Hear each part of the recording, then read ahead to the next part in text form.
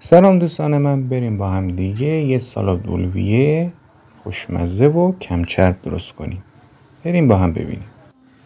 خب ما 5 عدد سیب زمینی تقریبا بزرگ میخوایم. بعد یه قوطی سبزیجات مخلوط میخوایم که نخود فرنگی و ذرت و چیزهای دیگه داخلش هست، همه جا داره. یه سینه مرغ بذارید با کمی زردچوبه و پیاز بپزه. 4 عددم تخم مرغ. خب بعد از 1 ساعت سیب زمینیامون که پخت، همه رو کاملا له میکنیم.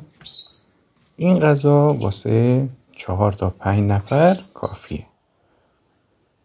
بعد از اینکه سیب زمینیامون رو له کردیم، مرغامون رو ریش ریش میکنیم. از سینه مرغ استفاده کردیم که چربی نداره.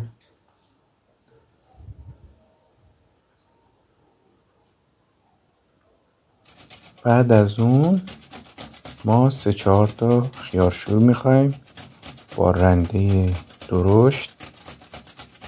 اونا رو خرد کنید.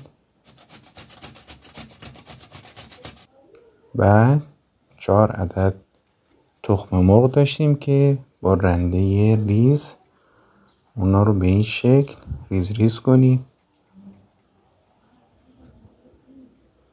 بعدش همه مواد رو یه ظرف بزرگ با هم دیگه مخلوط کنید.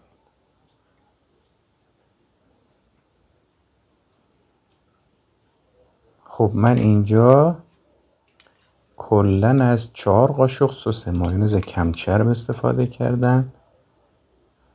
از یه طرف شما شروع کنید به هم زدن.